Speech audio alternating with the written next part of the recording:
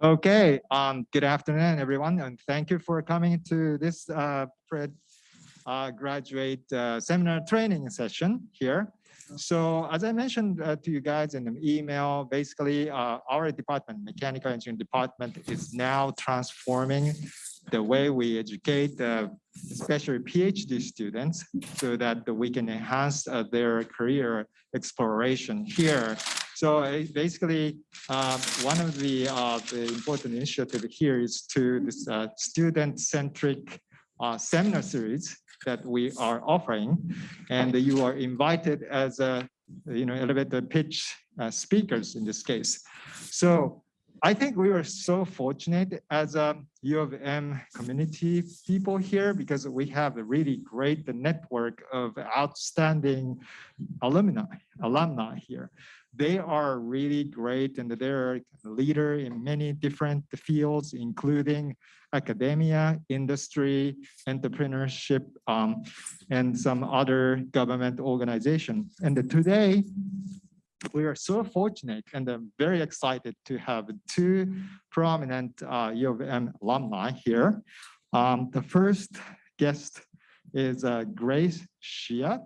So Grace is here next to me, and she graduated from material science and engineering here with a bachelor's degree, and after that she got the master's degree in the Master of Entrepreneurship here. And then she is co-founder and the CEO of a startup company, Wormiloo. And this is basically a spin-off of your undergraduate research project. That is correct. So yeah. Yes. That's really outstanding. And then basically, she's gonna just show her company's product later here. This one is now warming over 8,000 infants born to 33 hospitals in 12 countries. And she has built corporate and NGO partnerships with partners, including Doctors Without Borders, P&G, Rotary Club, Nest 360, and the US Air Force. And it is very outstanding that she has even recognized as by Forbes 30 under 30 US Manufacturing Institute's emerging leaders. And she had basically presented Wormiloo, this company, to the United Nations and then UNICEF. So this is a really outstanding career, and we're so fortunate to hear from her about this effective presentation of elevator pitch. So I will just turn the time over to Grace. And Grace, please. Thank you. Thank you so much, everybody. It's an honor to be in front of you all today. All those accolades, nothing compares to the real thing, right? Like seeing a problem that you're really passionate about and trying to solve it and get it into the real world. So I'm honored to be here today. I am really just thrilled. When I'm not warming babies in resource-scarce countries for Doctors Without Borders in my startup, I actually teach 2 classes at the Center for Entrepreneurship. I teach the year-long Entrepreneurs Leadership and Management course, and then I also teach, which is for the Entrepreneurs Leadership Program, and I also teach the Entrepreneurship Practica. So welcome, everybody. What do you think of when you think of pitching? What, 1 or 2 people, what comes to mind? What brought you here today? Anybody want to be brave and say? Okay, well, oh, you need the mic? Oh, okay. Any thoughts? Yes. I guess as a PhD student, I feel like sometimes I get really deep into the weeds of what I do, but I feel like pitching is the exact opposite direction of like the big picture. Like you need to grab someone's attention and you need to convey to them what you're doing and why it matters, but from a big picture perspective, I guess. Exactly. And often for different people, like different audiences. Very good. All right. So I won't belabor the point, but when you are pitching, you have an opportunity to share your idea with a world stage. It's not just I'm doing this because I need to raise money from the National Science Foundation. It's not just I'm doing this as a part of my PhD program. Every time you pitch is a chance for you to share your game-changing ideas, to take what's between your ears, to take your brain power and share it with everybody. That's something that I love. As a female entrepreneur, pitching gives everyone a voice. And one of the biggest problems with communication, let me hold this. So often the illusion that we all have is that it's already taken place. We're like, boom, I've said the thing, people understand. Not the case. Often the structure of how you say it, what you say, and the order that you present matters. And it really matters when you are trying to present a brand new idea. If, let's say, you're in front of a room full of people and you're tapping jingle bells, very few people will get that you're tapping jingle bells. Instead, what you do with a pitch, just like, so you have this idea, it's brand new, it's in your head, what you're doing is getting it out there to people. And we pitch for several reasons. So not just to, get an audience or to get funding. We also pitch to persuade. We try to get partners on board. How do we, as single innovators, right? The biggest ideas take many people to make them a reality. So how do you get people onto your team? How do you get partners like Procter & Gamble or Doctors Without Borders to partner with you? In addition, one last thing about why do we pitch?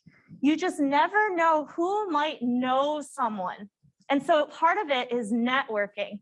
When let's say that you're sharing your idea, maybe the person you're talking to, Professor Katsu, he doesn't, he's never warmed babies before, but he knows a doctor who works in Kenya and he can introduce you to them. Pitching. There are three really pretty, standard forms. The first is, the investor pitch. So you're not going to have the investor pitch, but that's the standard, it's typically 10 to 20 slides. And what you're doing is trying to raise funding after you've got a product ready or a prototype. There's also the elevator pitch. This, my wonderful PhDs, is one of the most powerful tools in your pitch toolbox. Elevator pitches got their name because the idea was that when you had, let's say you met someone in an elevator, the amount of time it took for you to get from your floor to that person's destination was the time you had to pitch. So most elevator pitches are 3 minutes long. And last but not least, the one-liner. How do you convey what you do with just one sentence or two? That is your last kind of pitch. And that's something that you might turn in, to the tagline on your first slide or on your social media, or be the first thing that someone sees on your website. So the investor pitch and the elevator pitch are really comprised of, there are three key things that you are intending to do. The first is that you are trying, whenever possible, to go ahead and explain why this problem matters. You're then trying to showcase the opportunity, and last but not least, not just your traction, but what the next steps are. The investor pitch has traditionally been made of these key parts. So, and actually, Guy Kawasaki, if you want to hear about what makes a great pitch, use the 10-20-30 rule.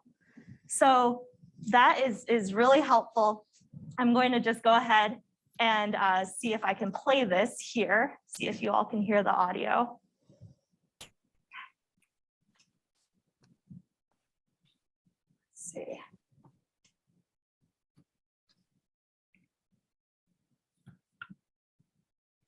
Oh, okay. All right, no worries. We're not going to be able to hear the audio. You should be on a slide is 30 points. This single recommendation will prevent you from getting in trouble with most slides. Lots of people like to use 8, 10, or 12-point font. They like to write out the entire paragraph, and then they read the paragraph. People can read faster than you can talk. So if you put all the text that you want to say up on the slide, they will read it if they can see it, and they will be done before you've explained it. The ideal size font is 30. If you think this is too dogmatic, let me give you an algorithm. The algorithm is find out who the oldest person will be in the meeting, take that age and divide by 2. Okay? So unless you're presenting to 16-year-olds, do not use the 8-point font. And they won't appreciate it. In addition to that, what's really helpful is to remember that each time you pitch, you have just sometimes 10 seconds to capture someone's attention. What you say, how you say it, how you lay it out on your slide as well. Prioritize. So have your 30-point font, or take the age of the oldest person who will be in the audience. Divide that by 2 and that'll be your font. Convey 20% of your key ideas and have 80% of what you, make sure you have 80% of what you want to say off of the slide. Because ideally, if you're presenting to someone, you want them to pay attention to you. It's a little bit of a play off of the Pareto principle. And so I do recommend you watch the whole video, but for the sake of time, we won't play the whole thing. Okay. So the quality of pitches from entrepreneurs improves too when you practice. So before we get into the nitty-gritty, it's important to note kind of when is a good time to pitch to who and at what stage. So you want to start pitching really early. I know a lot of times you think to yourself, okay, I've got a technology. I don't want to, I don't want anyone to steal it.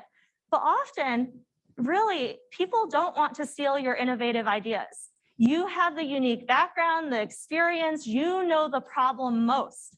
So even when you are at the early stage, start pitching and sharing. I have this idea, because that's how you start getting feedback from a very early stage. Is the problem real that you're trying to solve? Is the direction that you're going with your solution actually going to make an impact?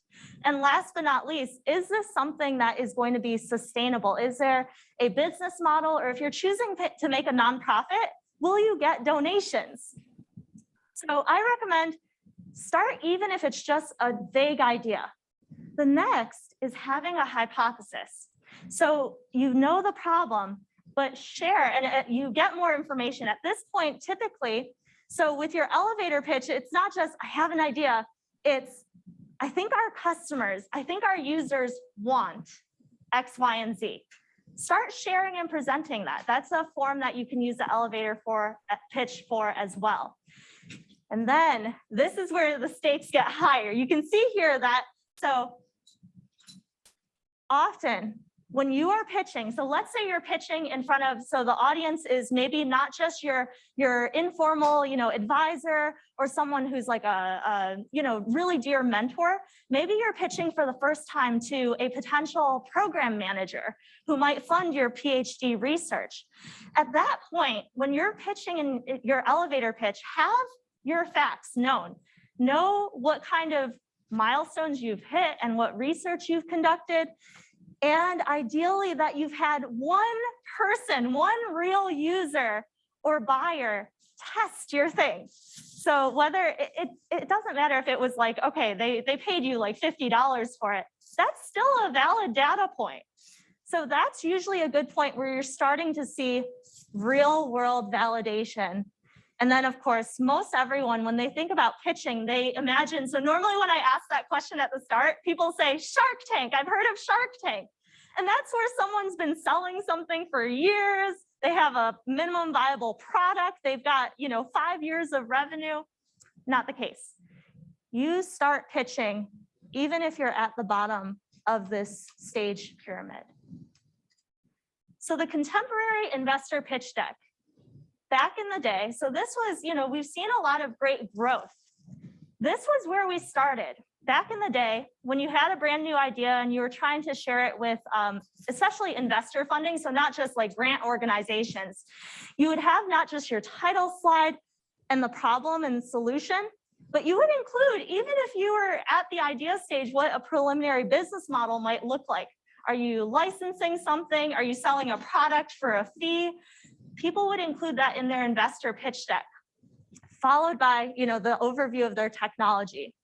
Now, these are, the core pieces of what you do and also why you do it, which is very important. In the elevator pitch, if there's anything you should share, it is the problem, your potential solution, your business model, and then your competitive advantages. How are you different from what's out there, serving your user or customer already? And then you talk about, okay, these are my competitive advantages. One of the most important pieces of competitive advantage is your team.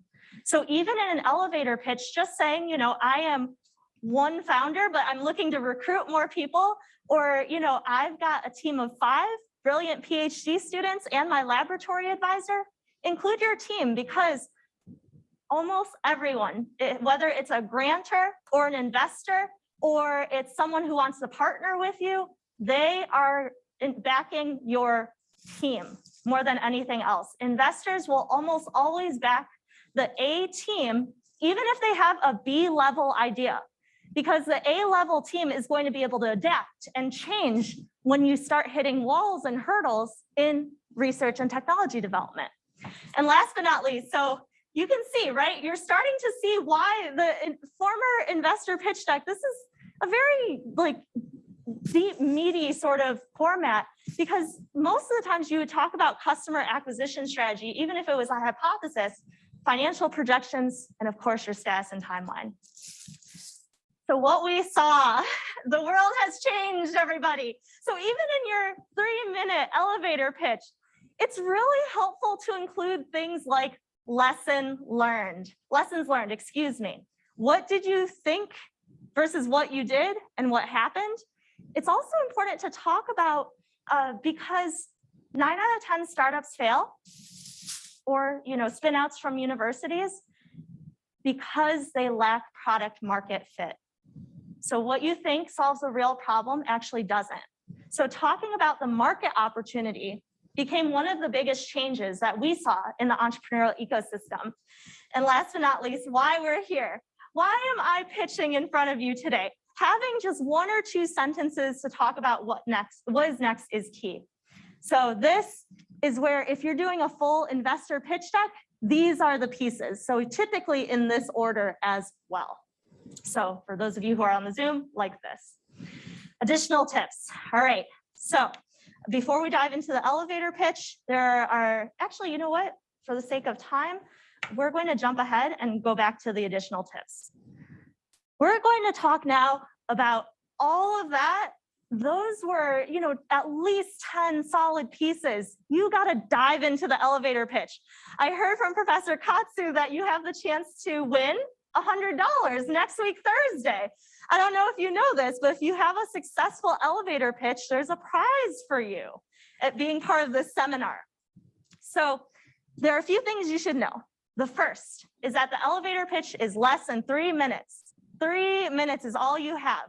And if it's less than that, okay, that's fine, but make sure you cover all of your key points. You want to also capture the attention of the audience. So is there a question that you can ask?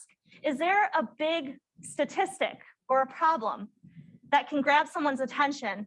And then you include some key aspects of the investor pitch in a summary form.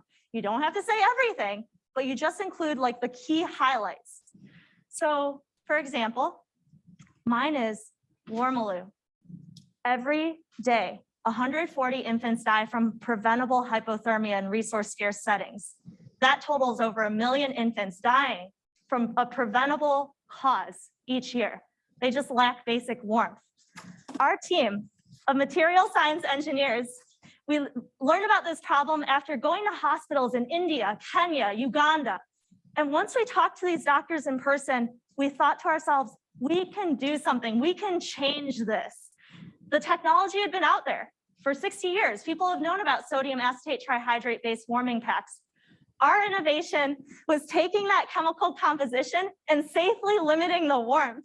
So what we didn't realize was that by putting a petroleum jelly in our warming packs, it took a warming pack that before the composition might warm for an hour or 2. And suddenly our single pack and blanket could warm babies for 5 to 8 hours. And the best part is that it's reusable. Fast forward, infant warming is a $1 billion problem around the globe. We're excited to be warming 8,000 babies in 33 countries and partnered with groups like Doctors Without Borders and saving lives around the globe.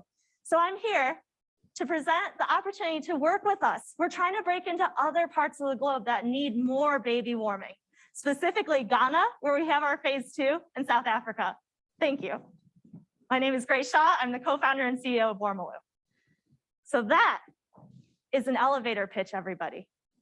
3 minutes, concise, captured your attention, and had almost everything.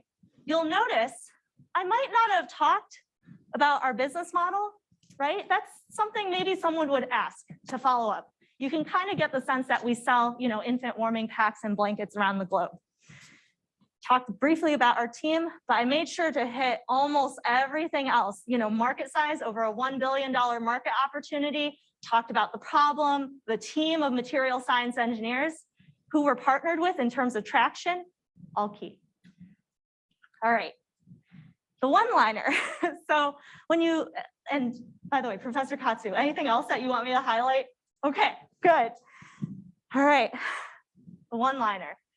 If there's anything that I can recommend, and you know what, I'll move these slides, everybody. So just some final tips for the elevator pitch. Speak clearly and pause.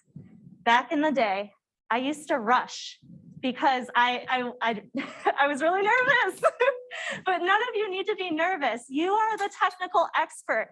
You know the thing that you're trying to build. You've researched the problem. In addition, make eye contact. So I don't know if you all noticed, but I was looking around at almost every one of you in the audience. Sorry, Zoom people, I didn't get a chance to look at you. But it's really important because you want to see that your audience is understanding what you're saying. And then if they're not, let's say you're saying something too technical, switch gears. How would you explain what you're doing to your grandmother or grandfather? Don't be afraid to let your passion show. I've been a reviewer for the National Science Foundation, some of those SBIR grants, and you can tell when someone's just writing or pitching because they need funding. When someone really cares, it shows, and it's a differentiator. And one that I think is welcome, especially when we look for innovation, we want change makers. During Q&A, be brief. Imagine that you are at a press conference with 500 people at the United Nations. Don't talk too much. You'd rather listen and get their feedback.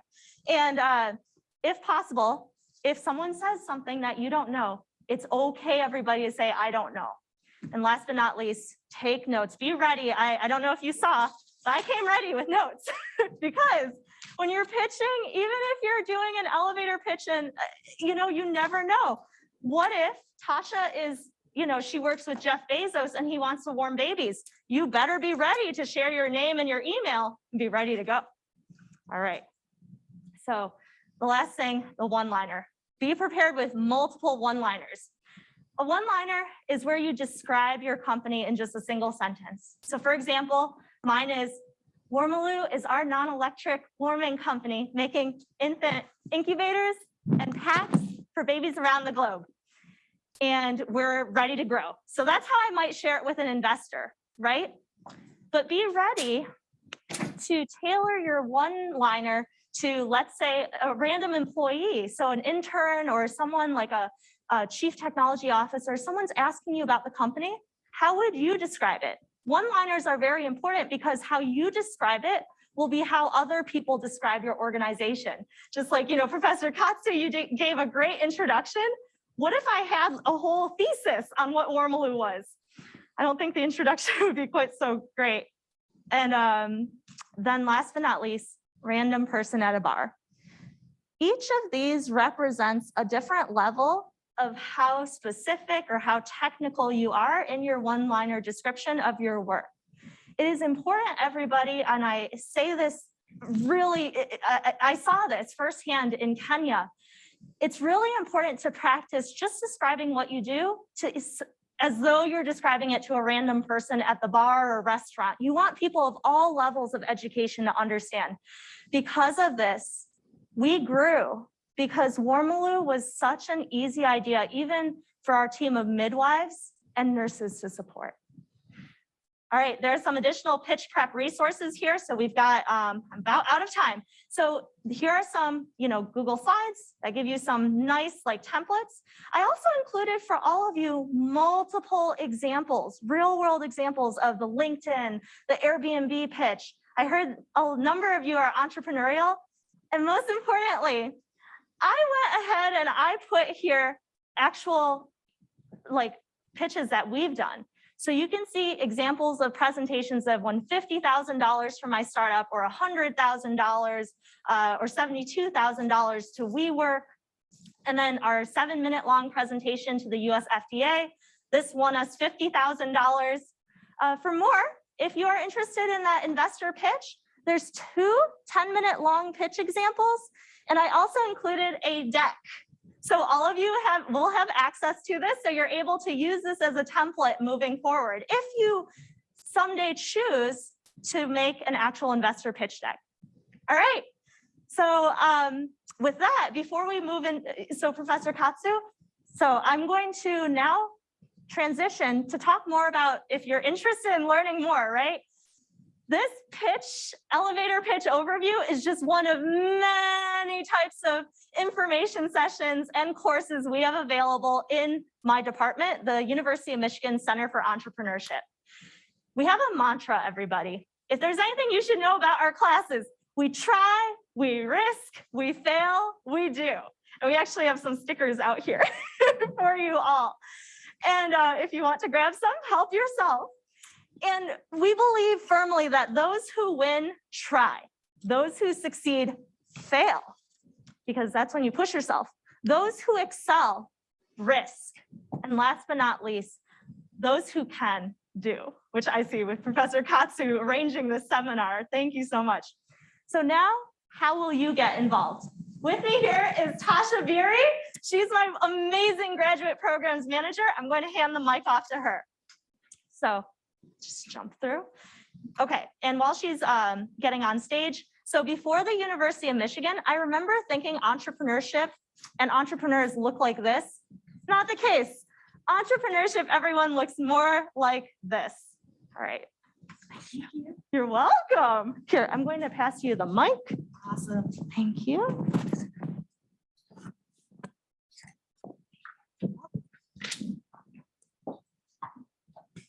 Good evening, everyone. Can you hear me? Okay, awesome. So I have just a short portion here. Let's give Grace Shaw a round of applause. That was awesome.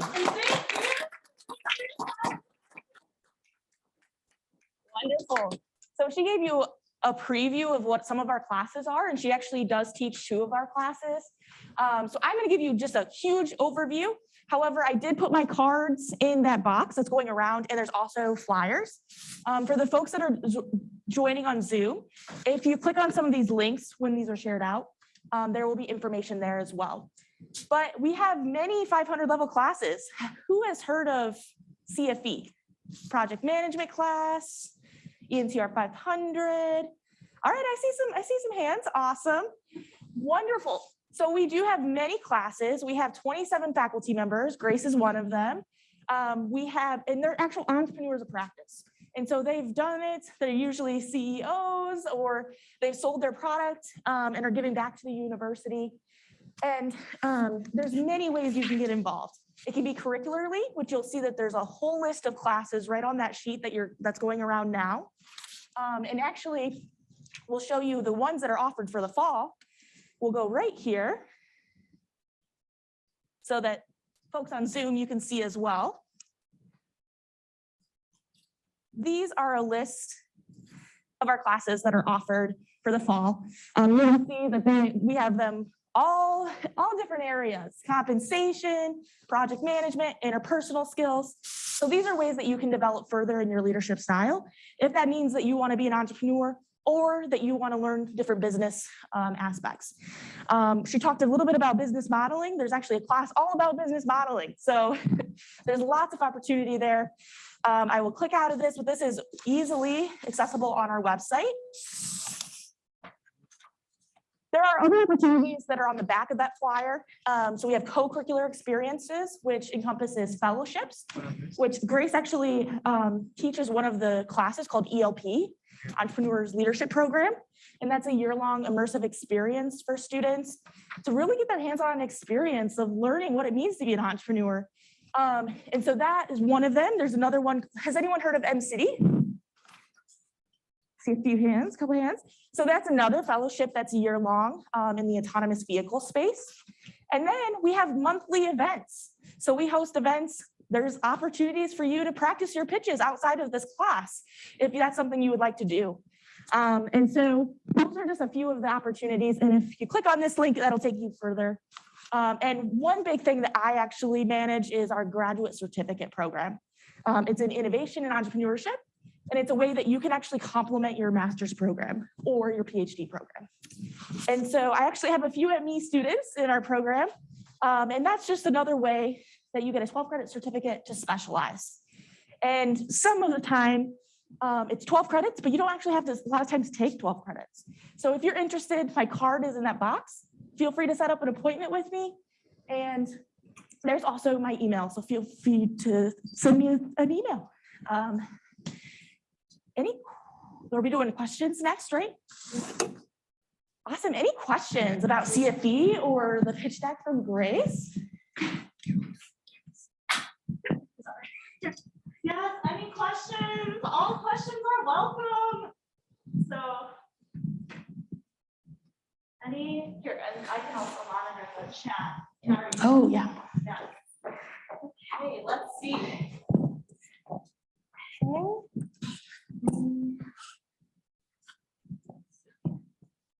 Don't think, let's see.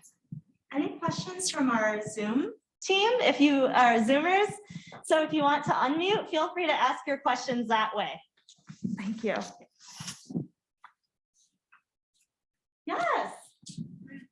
I guess I was wondering, is being part for the Zoom, right? I was wondering, like, is being part of the graduate certificate program require you have your startup idea and work through it through the classes, or is it more like a general interest in entrepreneurship? Great question. So we have students from all different schools and colleges in our certificate program. So they come to us, some have startup ideas, some just really want to learn about entrepreneurship or the entrepreneurial mindset. And so they can engage, you can engage in any of those sectors. So you don't have to have a startup idea. That's a great question. And another, if you do have a startup question or a startup idea and you have further questions, we do have an entrepreneur in residence called an EIR that you can actually set up appointments with as well. So if you're stuck on a certain idea, you can make an appointment with someone for that in our office as well. Thank you. Yes, Jamie. Yes, Jamie, feel free to unmute. Hi, thank you. I really appreciate everything you had to say. I was curious, in your perspective, what things would you expect to change if this pitch were to be to an academic audience or to an employer where you're more describing a project and your type of work rather than like a commercial venture, I guess? Yes. Oh, there are quite a few things. So if you are doing an elevator pitch, right, especially let's say that it's among your peers, what you would find is that you've probably done a literature review. So you want to know where are some of the biggest hiccups or challenges in that field? Like what are the biggest, like the big challenges that someone might have for your idea? So you might just choose in your elevator pitch to get right into that. Like in our field, you know, there's this widget or this hinge for this mechanical aerospace like part. And, you know, people say that it's almost impossible to fabricate using current X, Y, and Z methods. What we did was we talked to 10 experts and showed them our prototype. And we found that it was able to overcome certain, you know, forces. It was able to be better from a tensile standpoint. So you'd want to address concerns, especially among technical experts right away. Now, the way you might modify your elevator pitch if you're talking to, let's say, a potential company or corporation. Now, Jamie, do you intend to mean that they're trying to hire you or fund or sponsor your project? I think more the context that I'm thinking of is if you're trying to pitch some of your previous projects, but more to highlight your skills and what you've done and maybe where you might be able to add value to like a company, for example, but through an example of a project. Okay. Jamie, I'm so sorry. There was a lot of static there. I'm going to give it my best shot. So let's say that you're trying to present to a company to showcase your work. And you're going in, maybe you do know what some of the goals might be. So ideally, something that you might want to do even before the elevator pitch is research some of the common goals or initiatives or the press releases. What is that company saying about this type of technology or product line? Are there any sort of critical gaps that you can research based on who that company or corporation or organization is partnering with? Then speak directly to that. So in the competitive advantages, you could say, my research. So unlike the mechanical hinge system that's being made by, I don't know, like 3M. That's a terrible example. Sorry, ignore Boeing. Boeing's making this thing. You could actually directly address it in your next steps or in the part where you talk about your solution overview. Did that answer your question, Jamie? Yeah, that makes sense. Thank you so much. And sorry for the noise. Great. But there is a lot of value in preparing before your elevator pitch to see if you're speaking to a certain stakeholder, what are some common things that they're saying? It's called studying the voice of the customer. So how can you study their papers or their press releases or their social media to get that voice of the customer engaged? What problems are really challenging them today? All right. Okay. Thank you very much. Great, Thank Tarsha. Really appreciate your presence here. Okay, let's thank them again.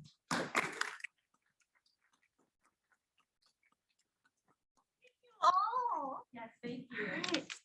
I hope this was helpful. And then here, right? And then perfect. Oh, go ahead. Oh, thank you, Tim. All right. Stop share. Yes. You're all set. All right.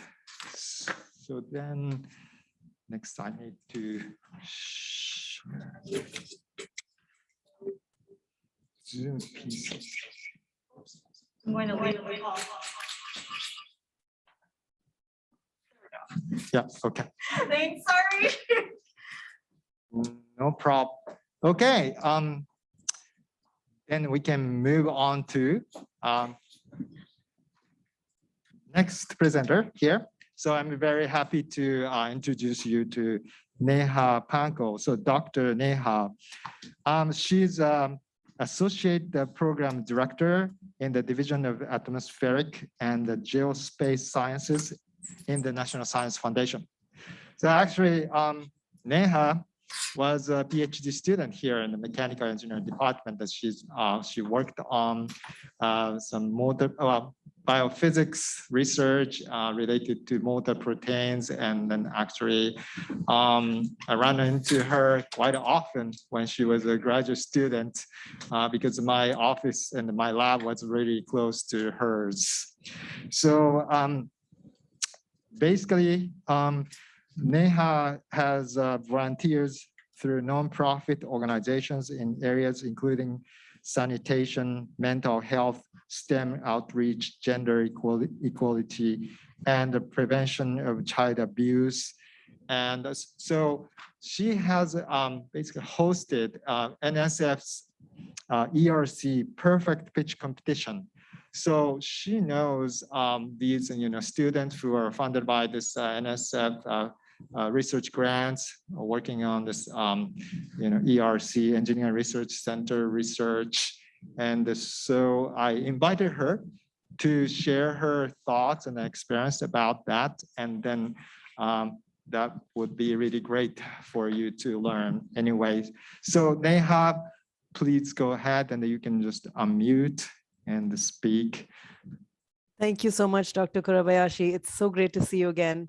And I wish I was in 2505 with the free food for graduate students again. I miss those days. I am jealous.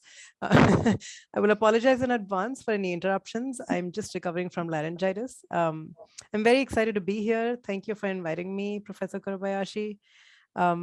My job at the National Science Foundation is all about managing proposals. So I spend a lot of time reading proposals, trying to understand people's stories. I'm sort of on the other side of the table from Grace. So I'm the grantor. And so what I'm going to talk about today mostly is storytelling. Let me go ahead and share my slide deck really quick. Sorry, just 1 second.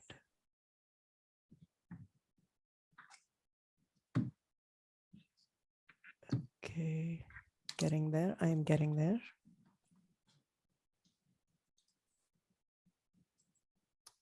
Let me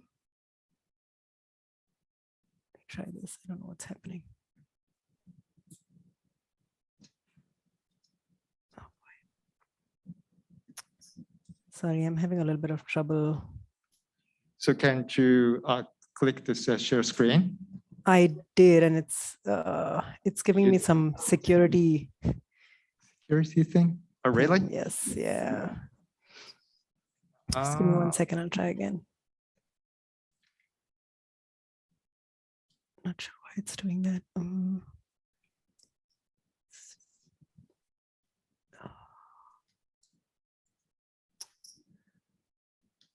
Yeah, I'm not sure why it's giving me a security issue. So is that University of Michigan issue? Maybe. No, it may be at my end too. Sorry about this. Or maybe NSF doesn't like you to share your stuff. No, I'm not on my NSF computer. That would not be allowed. Okay, I think I found it. Okay, so we got your slide here, and then we can Yeah, just do you think you could them. share those? Actually, that might be quicker than my addressing this. Right. So Email. Rikishi, so you're gonna share this from your computer?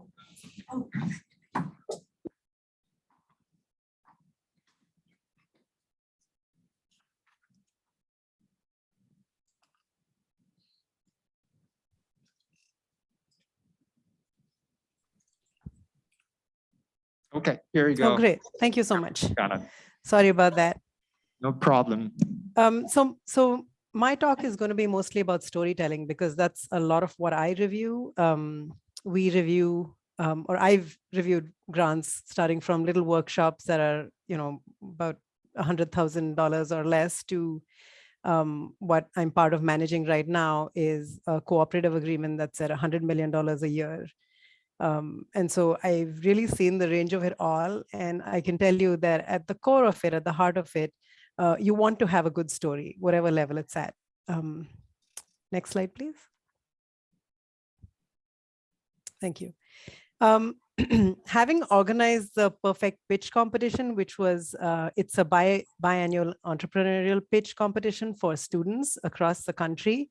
They get together in Washington, DC, and NSF hosts this pitch competition, and all of them get up on stage. It's a 90-second pitch, and they are very nervous when it starts, understandably so. What I want you to remember is if you feel like what this picture depicts, if you feel like you're standing on a glass rooftop, just remember that everybody else who's pitching alongside you is feeling the same way.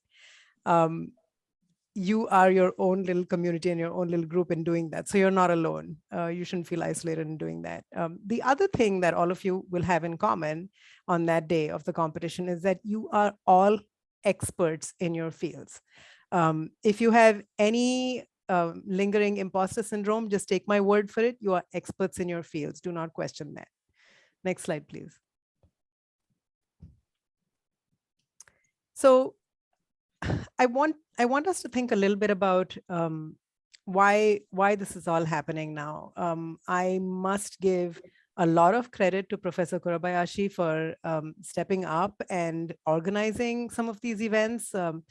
I can't say I'm totally surprised, but I'm very happy to see him do this. What you're seeing here is some data on an R0 parameter. And R0 in demography is used to talk about reproductive rate. So how a population is growing. And so normally when you have an R0 of 1, that's a stable population. What you see here, and you can ignore the little details, but what you can see is for mechanical engineering, for example, the R0 is not 1. It's way above 1. It's 5.5. And this data is old. I apologize for that. You could probably look up more recent data. This is what I had on hand.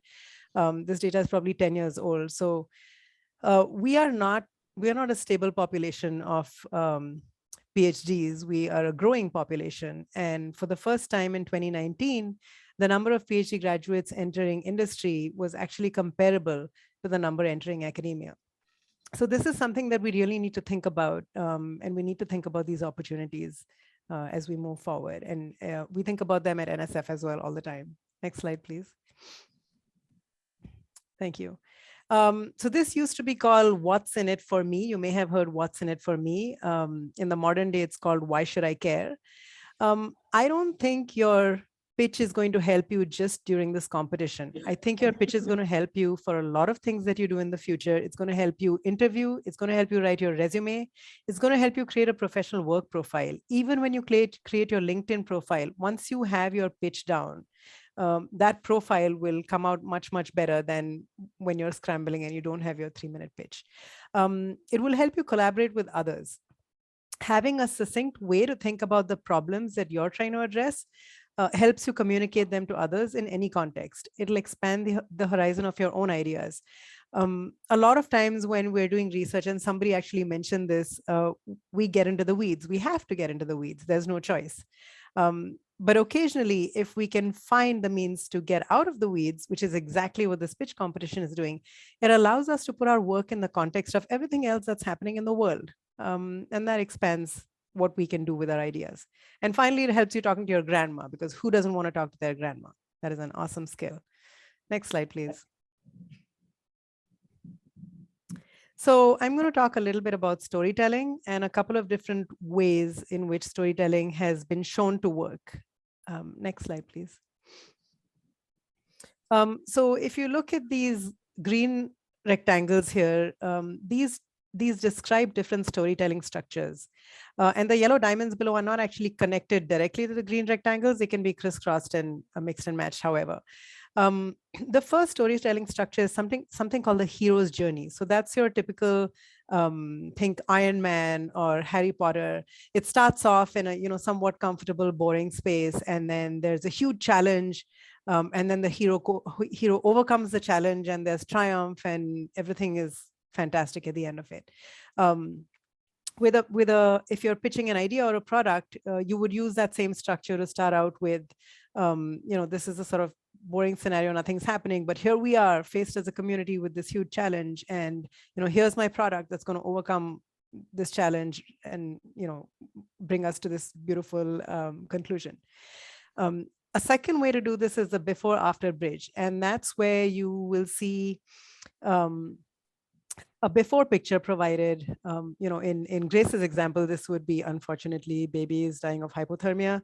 And then the after picture would be babies surviving. And you would first show the before and after pictures, and then you would say, how can we make this a reality, right? How can we bring this infant death rate down from 160 to, I'm not sure what the number is, let's say 80, how can we halve it?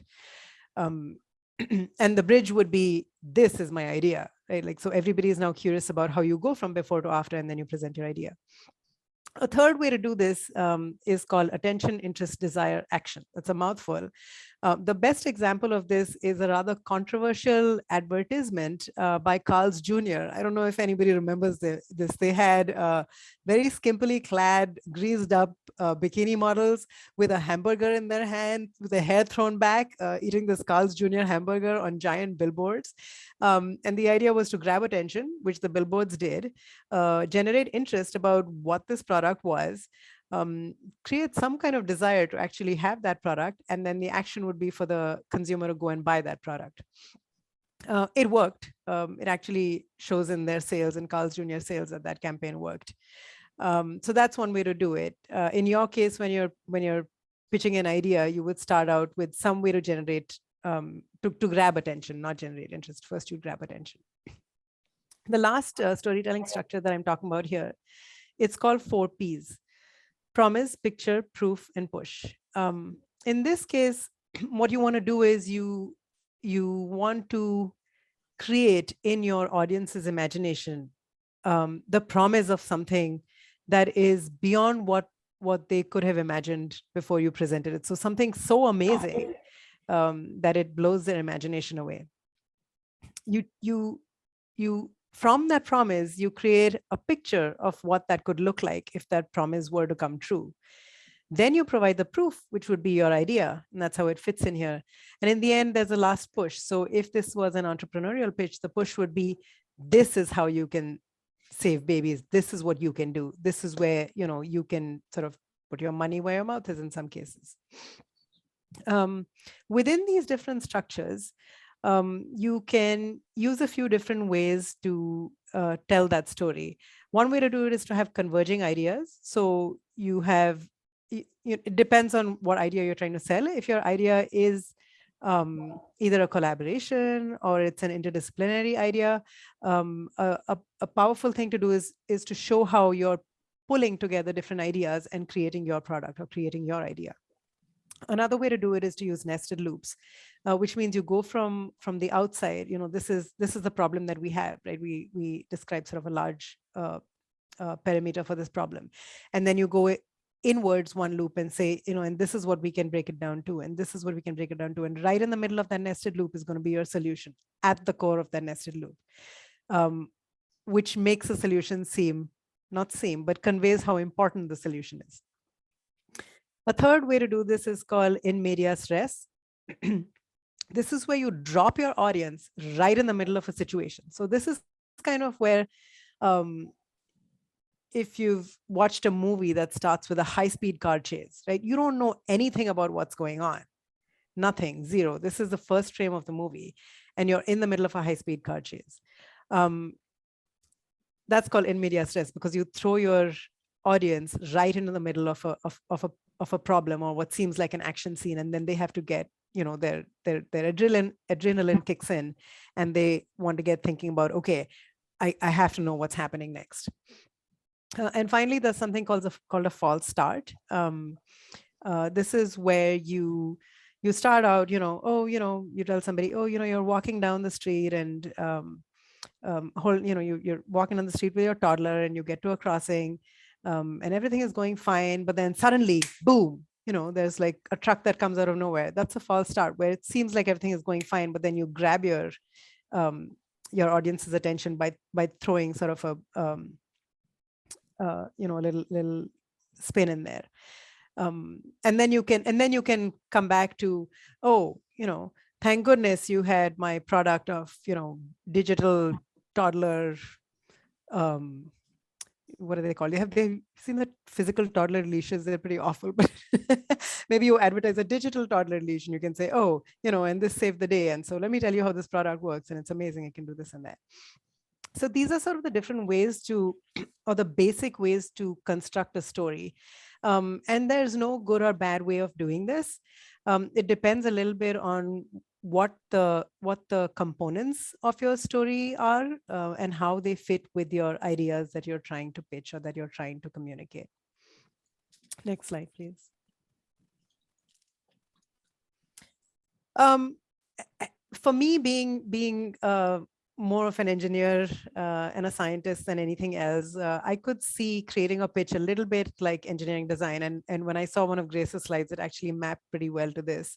And I think that at this point in time, you guys are all probably done with the first 3 bullet points. So you've identified a need, you've developed possible solutions, you've made a prototype, and you're at the place where, and I'm talking about doing this with your pitch, just with your pitch. You're at the place where you want to test and evaluate your pitch, and you want to modify and retest the solution. And I can't emphasize this enough. testing and evaluating your pitch is just mostly about practice and feedback. The more you go through that loop of practice and feedback, the stronger your pitch will be. And making those little modifications and retesting your pitch is perfect. You can offer a couple of your co-graduate students a beer, or your graduate school half a beer even, to be a guinea pig for your pitch. Next slide, please. Okay, so at this point in time, I want to do a little exercise. I can't quite see the room, so I'm going to have to trust you guys to follow my instructions. So I would like you to organize. So I've seen the room before and I know what the room is like. So I'd like you to organize into, I'm saying circular groups, but just groups of 4 to 6. So if you turn to the person to your left, the person to your right, and do this along 2 rows, you should get there. And once you're in groups of 4 to 6, you should have access to paper and a pen. I know in this day and age, we're in the digital age and it's hard to find paper and pen, but I have made sure that it's arranged. So if you can grab a paper and pen each, and if someone can let me know when we're ready, I will get my stopwatch. Yeah, hold on, Neha. Sure. So you guys are ready. So you haven't got to the papers here. Oh, you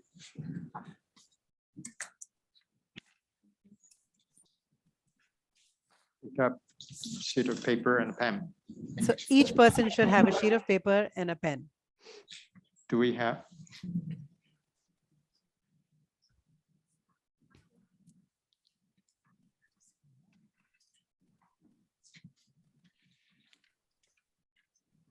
Okay, you guys are ready?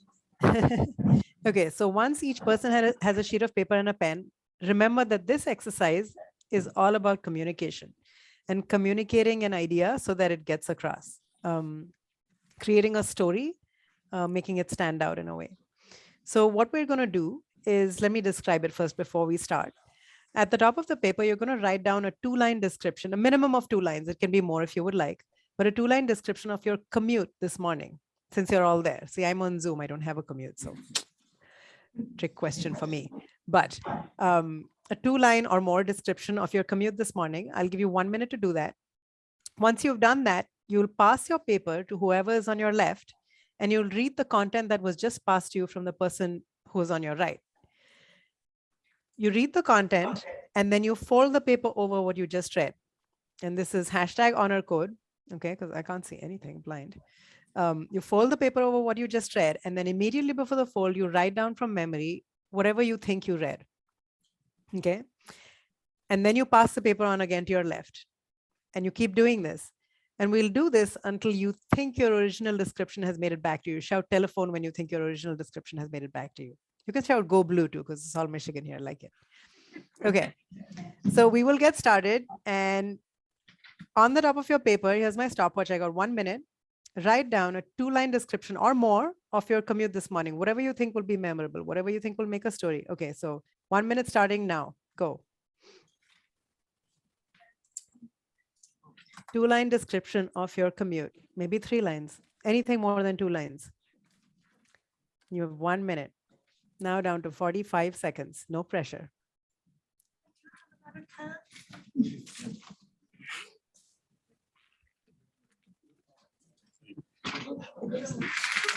The 2 lines or more of a description of your commute this morning. We're halfway through, 30 seconds left.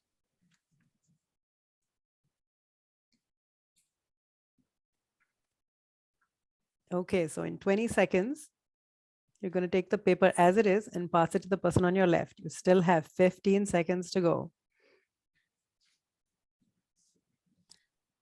Okay, get ready to put your pens down. Any second now. 4, 3, 2, 1. Okay, pens off the paper. Pass your paper to the person who's on your left. You will receive a paper from the person who's on your right. Okay. I hope you do. I think you press it to your left. You can do 5. Oh, I see. I think we're gonna, yeah, we're doing clockwise. Okay, we're doing clockwise.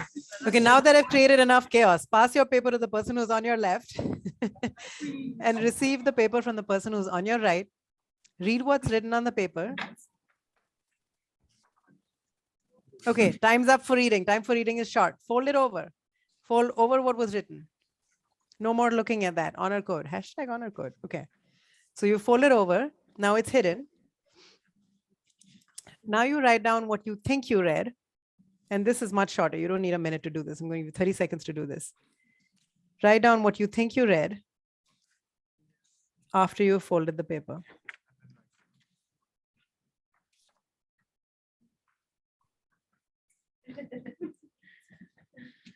Whatever you can remember, whatever was memorable.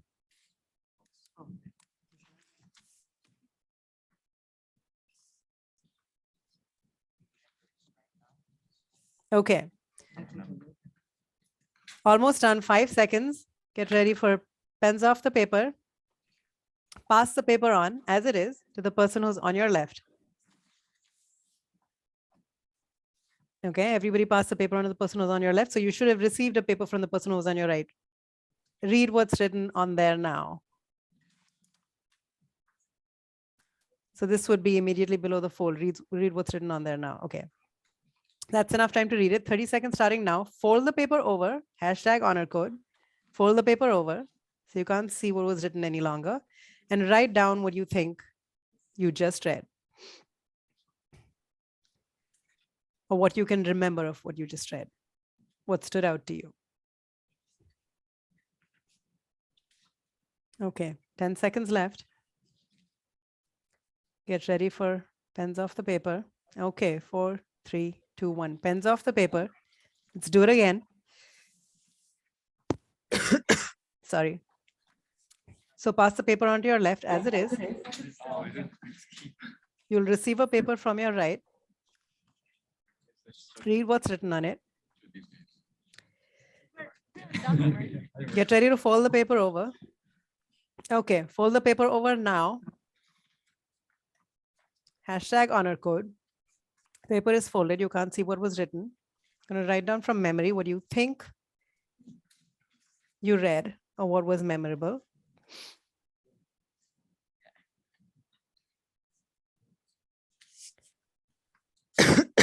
Okay. Sorry about that. 5 seconds left. Pens off the paper about now. Okay. Again, pass the paper over just as it is to your left. You'll receive a paper from your right. Read what's written on it.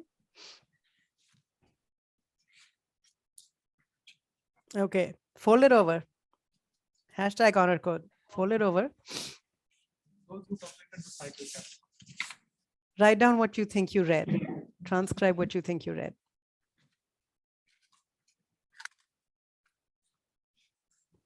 And remember, as soon as you think you've come back to what you had written, I want to hear a go blue, at least. We've got one team. Oh, you do? Okay. That's what we did.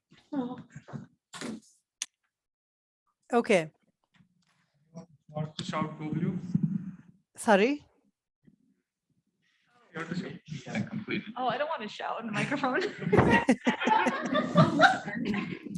Okay. Okay. Time's up on that one. So if there are teams that need to keep on going, keep on going. So pass the paper again. If there are teams that, if everybody's done, let me know. But if there's somebody who's still working on it, then pass the paper over and read it for a few seconds, fold it over. Yeah.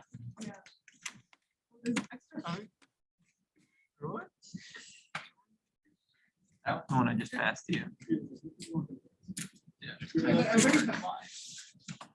I don't think so. There's a lot of the same. Did someone have the exact same life? I don't know. Yeah. Oh, no, that one's definitely. Okay, so time's up on this round as well. Is there somebody else who's still, is there a team that's still working on it? You guys are good. Yes. I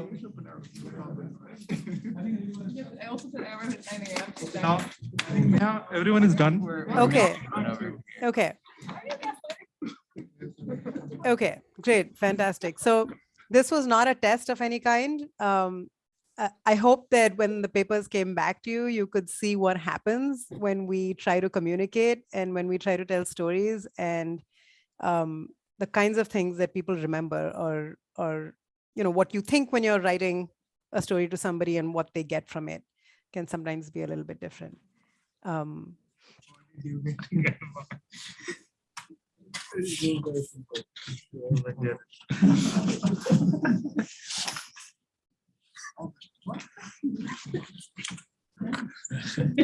Did anyone have any experiences to share from the exercise?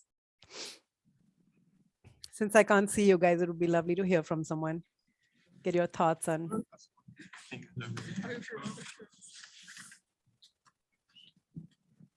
So I guess I made mine a little too complicated to start.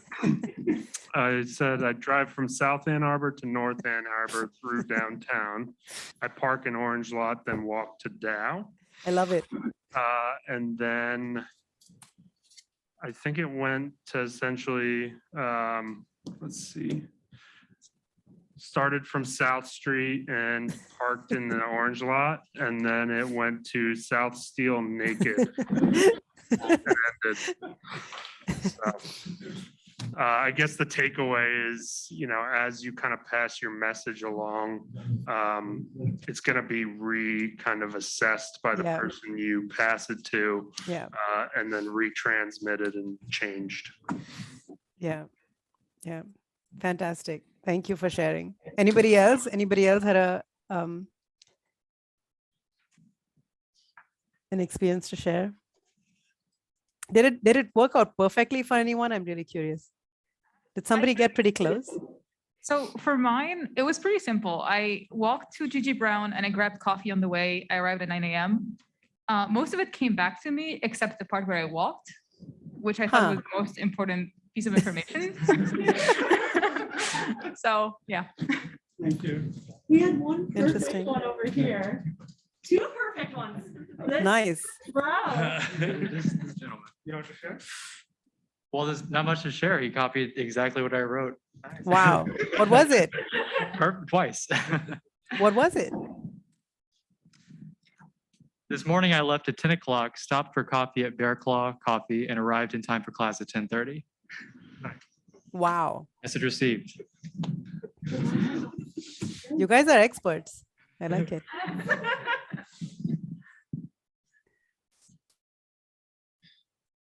Great. Anybody else? Would anybody else like to share before I wrap up?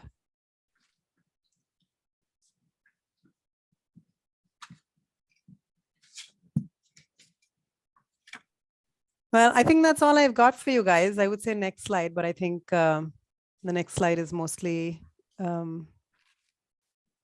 if anybody has questions or concerns. I will say that the pitch competition for you guys it's congratulations to you that you're already here, to be honest. I think it's going to really pay off in the long run. Before working at the National Science Foundation, I was a AAAS Science and Technology Policy Fellow for 2 years. And honestly, most of that was about communication as well. Even getting the fellowship in the first place is about telling your story. So congratulations to you all for already being here and already understanding the importance of this. I think you'll go a long way, and I'm happy to take any questions, or if you have any concerns, if you'd like to reach out to me after, feel free. I do check my LinkedIn. Okay, thank you, Neha. Let's thank her for her presentation here. Do you guys have any questions for her? Any comments? Or, I mean, we don't have this kind of opportunity so often, though. All right. That's a specific question to those of us who are going to be part of the pitching thing next week. Should we have slides or no? Yes, we should. You should. Okay. Wasn't sure about that. Sorry, I didn't have it time to give you this logistical information, but I'm going to send you guys the instruction by email.